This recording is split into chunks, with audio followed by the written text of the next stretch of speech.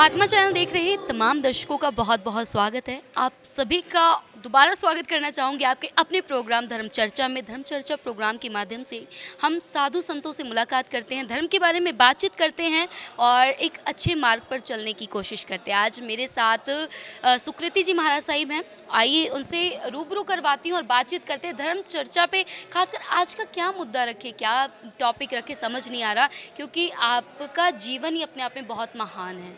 बहुत बहुत स्वागत है आत्मा चैनल पे। थैंक यू शिवांगी जी, जी बहुत बहुत धन्यवाद है। जी आपने रूबरू करवाया आज जनता से। ये भगवान की अहेतु की कृपा कब किसी के ऊपर कब हो जाए जीव नहीं जान सकता। और ये कृपा करवाने वाले सद्गुरु हैं। जब तक जीवन में सद्गुरु का पदार्पण नहीं होता तब तक जीव अधूरा है। मेरे जीवन में भी बस सद्गुरु के आने पर खुशियों के फूल खिले हैं और उन्होंने जो दृष्टि डाल दी, बस तब से ये यात्रा ऐसे ही जन जन को धर्म की जागृति देनी और जीवन जीने की कला, खाली कथा कहानियाँ नहीं। उन हमारे कैरेक्टर्स ने जो भगवान कहला गए, उन्होंने अपने जीवन में कैसा ढंग जिया, जीवन जीने का क्या अपनाया ढंग, बस वो ढंग से रूबरू कराना मेरा मेन लक्ष्य है कहानियों के माध्यम से कि भगवान कैसे बने और हम उनसे अलग नहीं हैं। जीव अगर है ही परमात्मा का अंश तो हमें भी वो पूर्णता को हासिल करना है। बस इसी की जागृति देने के लिए लगे हैं। लेकिन इतनी हाई क्वालिफिकेशन के बाद बीइंग टीचर तो ठीक है, आपके पास वो भी एक रास्ता था, लेकिन ये रास्ता ही क्यों चुना आपने? बिकॉज़ इस रास्ते में मुझे लगता है क्वालिफिकेशन इज़ मोस्ट नीडेड। लोगों को जागृति देने के लिए खुद के पास कुछ हो तो देंगे ना। वो क्वालिफिकेशन जो थी वो तो एक पेट पालने की विद्या है, लेकिन गुरु के तरफ से जब ब्रह्म विद्या वो क्वालिटी मिली तो ये जो सांसारिक विद्या या डिग्रीज़ हैं, तब पता लगा ये तो केवल अहंकार को पोषित करती हैं, लेकिन उस अहंकार का नाश करती है ब्रह्म विद्या। और जीव का मिलन ही परमात्मा से तब होता है, इस रास्ते पे चला ही तब जा सकता है जब विद्या के साथ ब्रह्म विद्या का प्रवेश होता है जीवन में। आपको कब अनुभूति हुई ब्रह्म ज्ञान के बारे में और इस मार्ग पर चलने के लिए किसने प्रेरित किया? हाँ, ये तो आपने ऐसा गुप्त प्रश्न पूछ लिया। ये सच बताऊं, केवल और केवल गुरु के साथ इश्क, कुछ भी नहीं था। मैं ऐसे ही लाइफ स्टाइल जी रही थी जैसे दुनिया के लोग जी रहे हैं, बिल्कुल वैसे ही ग्रेजुएशन की। Then I did post graduation MCom, then I did masters in software engineering from NIIT institute, 2 years diploma. Then after that I taught in DAV public school.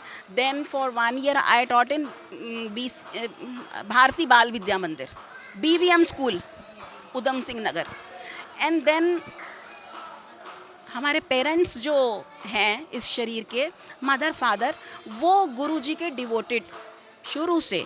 When Guruji gave naam diksha for the very first time in first batch, my parents were very lucky. They got Diksha in that very first batch near about 40 years ago, 45 years ago. And Guruji used to come to our home monthly or 6 monthly for food or for lectures, satsangs. बस ऐसा सुनते सुनते मन में इतना वो सत्संग ने घर कर लिया।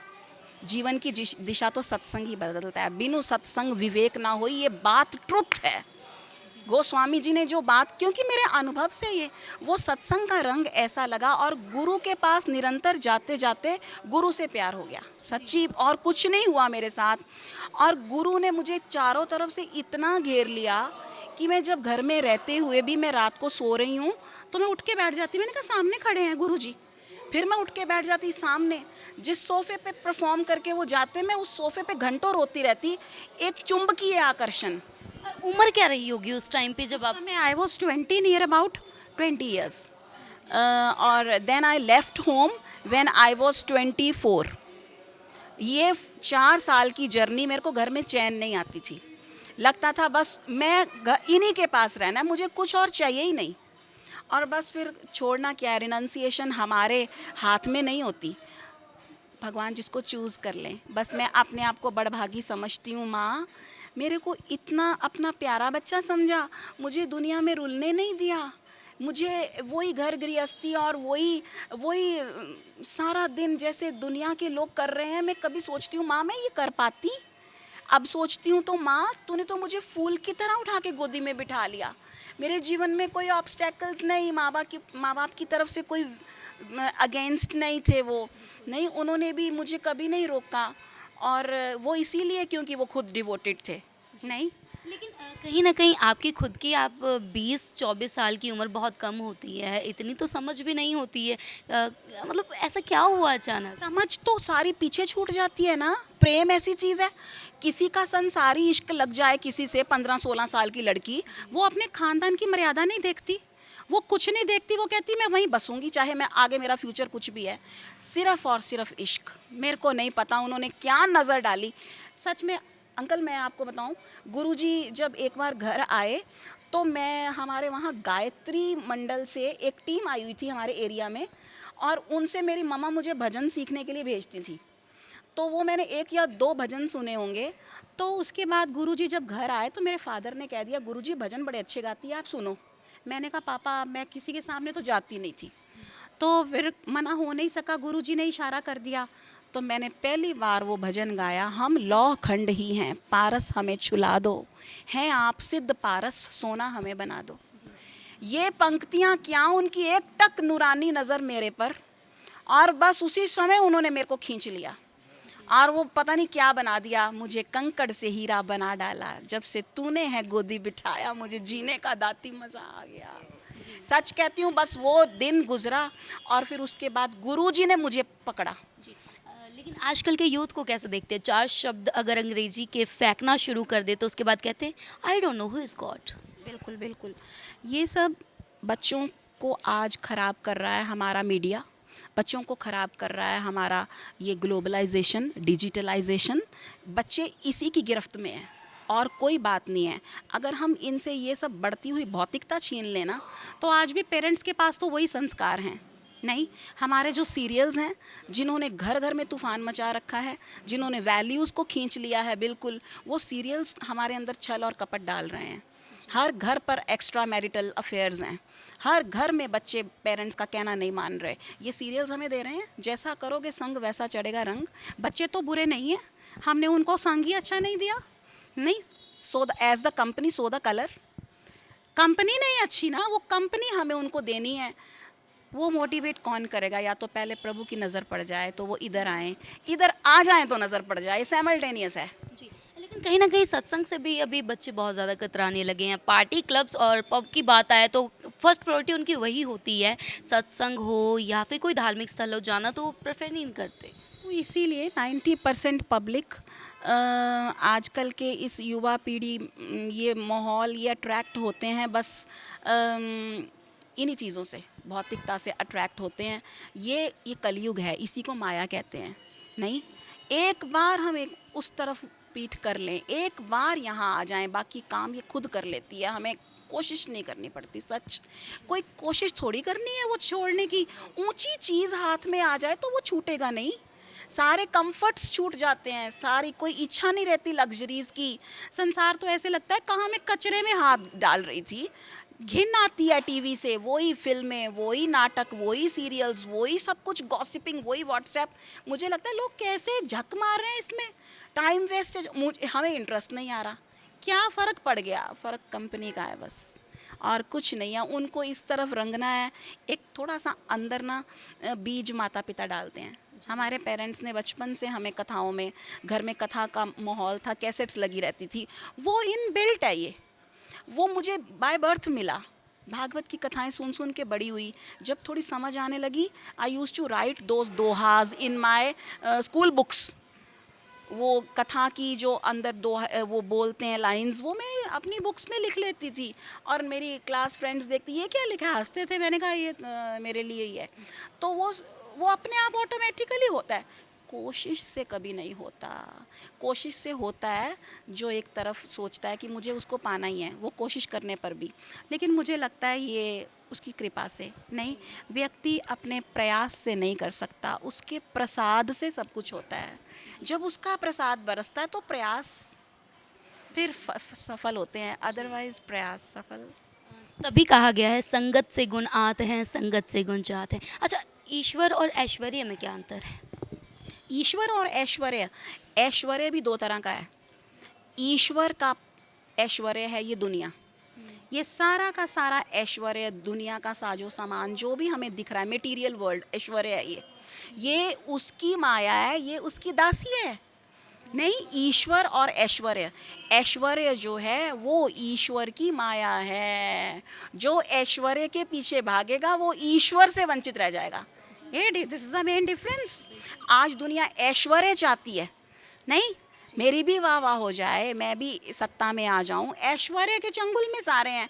लेकिन भगवान कहते हैं मेरी तरफ आ, तुझे मैं ऐश्वर्य भी दूंगा और तुझे अपना आप भी दूंगा। नहीं, वन साइडेड चल रहे हैं, यही फ़र्क है बस। ऐश्वर्य उलझा देता है, ईश्वर उलझन से निकाल देता है। ईश्वर की डेफिनेशन अगर मैं आपके नज़रिए से पूछना चाहूँ, क्योंकि आपने बहुत करीब से वो चीज़ें देखी और हम बहुत ही दूर हैं और आपने अभी और दूर जाना है। ईश्वर की डेफिनेशन, ईश्वर परम सत्य है, जो हमेशा था, जो अपरिवर्तित है, वो कभी भी परिवर्तित नहीं होता, जो सदा है, जो स्टैग्नेंट है, स्टेबल है, जो है जिसको कहते हैं, ना आता है ना जाता है, सदा रहेगा। और बाकी सारा संसार, वस्तुएं भी चाहे व्यक्ति भी, कुछ भी स्टेबल नहीं है, वो सब जाने वाला है। जो भी मिटने वाला है वो जगत है, और जो अडिग है, सदा रहेगा, वो ईश्वर है, वो सत्य है, और वो ज्ञान स्वरूप है। बाकी सब अज्ञानता, बेहोशी, ईश्वर ही परम ज्ञान स्वरूप है। और तीसरी उसकी क्वालिटी वो आनंद स्वरूप है, वो आनंद का महासागर है, ब्लिस है उसके पास। अगर हम उसके साथ जुड़ते हैं, हम आनंद के महासागर को पा जाते हैं। और हम अगर उसके बनाए जगत के साथ जुड़ते हैं, क्योंकि जगत भी उसी ने बनाया, उसी का ऐश्वर्य है, तो कुछ कुछ आनंद की बूंदें जगत में भी हैं, क्योंकि उसी ने बनाया है। अगर हम उन बूंदों में जाएंगे तो महासागर से वंचित हो जाएंगे। परमात्मा इज़ फुल ऑफ सत्यता, सत्यता एंड ज्ञानता एंड ब्लिस, ये उसकी डेफिनेशन है। ये तीन गुण है मेरे प्रभु में। जैसे आजकल के युवा, मैं भी उन्हीं में शामिल हूँ, मैं क्या किसी की बुराई करूँ, मतलब हम छोटी छोटी चीज़ों में खुशियाँ ढूंढते हैं, लेकिन खुशियों के असल मायने क्या है ये हम जानते भी नहीं हैं। खुशियाँ बाहरी संसार में है ही नहीं। आपको बताऊँ, खुशियाँ, अगर खुशियों का भंडार पाना है, we have to mould our self introvert, inner side. We have to come inside, we have to explore our selves. नहीं, एक्सप्लोर योर सेल्फ। बाहर जितना जाएंगे, जितनी चीज़ें बाहर सुख हम पाते जाएंगे, उतने अशांत हो जाएंगे, क्योंकि ये और का गड्ढा तो कभी भरता ही नहीं है, वो भरता है बाहर से स्टॉप, भीतर आ जाओ, क्योंकि भीतर तो भंडार भरा पड़ा है। जो वहाँ से स्टॉप लगा करके भीतर आ जाता है, फिर वो देखता है यहाँ पे जो है वो बाहर था ही नहीं। जी, इसी को कहते हैं आत्मिक शांति और सांसारिक। हाँ, सांसारिक छूट जाता है, सांसारिक इच्छाएं नहीं रहती, वो इच्छा के ऊपर जीत। एक्सप्लोर योरसेल्फ, बस अपने अंदर। और एक्सप्लोर नहीं भी करना ना खुद को, तो एक सत्यता कि यहाँ पर सब छूटने वाला है, मिटने वाला है। मैं क्यों अपने आप को दुखी करूँ, ये छूटेगा जब मैं कितनी पीड़ा में होऊंगी। मुझे पकड़ना ही नहीं, मुझे पकड़ना ही उसको है जो कभी नहीं छूटता, जिसको ये विवेक जाग गया। पढ़े लिखे हैं हम मूर्ख बनी जा रहे हैं उन्हीं चीज़ों को लेकर के, और फिर उनके मिलने पर नाशवान खुशी, जिसके पीछे महान दुख लिपटा हुआ है, क्योंकि वो टूटेगी, और उसी को मांगे जा रहे हैं। फिर दुखी किसको होना पड़ेगा? तो मुझे दुखी नहीं होना। ब्यूटी और सुंदरता की अगर हम बात करें, क्योंकि आजकल बहुत ज़्यादा चलन है, पार्लर बहुत ज़्यादा खुल रहे हैं, इतने तो ब्यूटी क्या है, असली सौंदर्य क्या है? जिसका शील सुंदर है, जिसके स्वभाव, जिसके गुण सुंदर हैं, जिसके पास मॉरल वैल्यूज़ हैं, वो सुंदर है। बाहर चमड़े की सुंदरता, ये सब बातें जो मैं कह रही हूँ मेरी नहीं है, गुरु जी की हैं। सच कहती हूँ, ये भगवान की बातें हैं। पता नहीं मेरे को उसने मोरा बना दिया तो शायद इस मुख से निकल रही हैं, वरना मैंने खुद ये चीज़ें सीखी हैं नहीं। तो ये चमड़े की सुंदरता क्या सुंदरता होती है? जिसके पास बड़ों के सामने हाँ जी नहीं कहना आता, जिसको थैंक्स नहीं कहना आता, जिसके पास कोई ग्रैटिट्यूड नहीं है, जिसके पास इन रिटर्न देने को प्यार नहीं है। नहीं, पापा घर में आए तो खड़े होकर के ये भी नहीं, पापा जी आप आ गए, लो एक पानी लेके आऊं? टेबल पे पैर रख के क्रॉस लेग्स हम बैठे हैं, बड़े आ रहे हैं। नहीं, ये क्या है? ये सुंदरता है? बाहर से तुम कितने भी सुंदर हो जाओ, लेकिन जब तक हमारे अंदर वैल्यूज़ नहीं आती, जब तक हमारे अंदर प्रेम नहीं आता, जब तक सत्कार नहीं आता, विनम्रता नहीं आती, आप सुंदर नहीं हो सकते। किसी को सुंदर कैसे लगोगे? नहीं, लोग भी तो कह देते हैं ना, बहू आई है बस बाहर से ही है, अंदर से तो किसी की बहू बाहर से अच्छी ना हो ना, लोग कहते हैं बाहर से भले ही थोड़ी डार्क कलर की है, लेकिन शील ने, गुणों ने सजा रखी है। हमें ऐसा सुंदर बनना है कि लोग हमें अंदर से प्यार करें। नहीं, अगर हम चाहते हैं कि लोग हमें भी ऊपर ऊपर से प्यार करें तो ऊपर से सुंदर बन जाओ। अगर हम चाहते हैं अंदर से लोग हमें प्यार करें तो हम भी अंदर से सुंदर बने ना। नहीं, ऊपर से तो दिखावट है। वो अशुद्धि वाले दिनों की काफ़ी चर्चाएं होती हैं। नवरात्रि का पावन अवसर अभी इस टाइम चल रहा है, तो अशुद्धि में क्या किया जाए? कि कहते हैं पाठ पूजा नहीं करना चाहिए, बीइंग अ गर्ल, और आप उस उपाधि पे पहुंच चुकी हैं, उस सिचुएशन में आप गाइड कीजिए कि क्या कर सकते हैं। मेरी माँ का ही ये रूप है। मेरी माँ ही तो 3 डेज़ के लिए आती है। हम कहाँ जाते हैं, वहाँ पर माँ का ये वाला मंदिर बना हुआ है, कामाख्या देवी। कामाख्या देवी। इसमें कोई घबराने वाली बात नहीं है। वो भी माँ का एक रूप है। 3 दिन के लिए माँ इस रूप में आती हैं। नहीं, लेकिन माँ ने निषेध भी किया है कि अगर मैं 3 डेज़ के लिए इस रूप में आई हूँ तो आपने किसी चीज़ को टच नहीं करना। अंदर से मुझसे प्यार करने में तो कुछ नहीं जाता। आप माँ से प्यार कर रहे हो, माँ की याद में बैठे हो, तो ग्रंथों से, शास्त्रों से, मालाओं से कहीं ऊंची चीज़ है ये। वो प्यार तो कोई छीन ही नहीं सकता। नहीं, एक माँ भी अशुद्धि में होती है, वो अपने बच्चे को दूध पिला रही है, वो बच्चे को खाना खिला रही है, सब कुछ कर रही है ना। ऐसे अगर हम और आप कभी ऐसे अशुद्धि में हैं तो वो जगत जननी हमें वैसे ही लाड लड़ा रही है। लेकिन जो निषेध है वो निषेध है। हमने शिवलिंग को स्पर्श नहीं करना। हमें कोई शास्त्रों की बुक्स को किस लिए करना? नहीं, मर्यादाएं ग्रंथों की जो बनी है वो बनी ही रहनी चाहिए। हाँ, मंदिर में जाओ, ऐसे बैठो तो कोई हर्ज नहीं है, लेकिन पावन ज्योत माँ की जग रही हो, नहीं जगानी चाहिए। नहीं, मंदिरों में गर्भगृह के अंदर नहीं जाना चाहिए, बाहर आ जाओ। तो ये सब चीज़ें बनी हैं, इसका सत्कार करना चाहिए। इसी से जुड़ी एक और चीज़ है कि ट्रांसफॉर्मेशन की बात हो रही है, लोग जेंडर तक चेंज करवाने पे उतर आए हैं, माहौल काफ़ी बदल रहा है, तो इस पे आपके क्या विचार हैं? लोग तो बहुत कुछ कर रहे हैं, वही ना, इच्छाओं का गड्ढा नहीं कभी भरता। हम लोग तो सब कुछ सर्जरी करा रहे हैं, स्किन की भी। हम लोग तो अपने आप को हेल्दी हैं तो फैट रिड्यूस करने के लिए सर्जरीज करा रहे हैं। कहाँ तक विज्ञान पहुंच गया है, और इसका रिजल्ट क्या है? इसका रिजल्ट है नाश, इसका रिजल्ट है तबाही। जितने श्वास हमारे लिखे थे ना, हम अपने हाथों से रिड्यूस कर रहे हैं ड्यू टू इग्नोरेंस। नहीं, तो ये जो कुछ भी चल रहा है आज दुनिया में, हमारी सोच बदल जाए तो हम बहुत सुंदर हैं जैसा हमें भगवान ने बनाया है। जो टीथ्स हमें भगवान ने दे दिया, हमारे चेहरे पे वही सूट करते हैं। किस लिए तुम अच्छे भले टीथ उतार करके, आजकल वो क्या चल रहा है, विनियर्ड्स एंड एवरीथिंग, नहीं विनियर्ड्स हैं और वो सब कितना प्रचलन हो गया है। आईब्रोज को चेंज करना, चीक्स को चेंज करना, नाक को चेंज करना। अरे मेरे कर्मों के अनुसार मुझे ये शरीर मिला है, मुझे बड़ा प्यारा है। माँ मैं बहुत प्यारी लगती हूँ मेरी माँ को।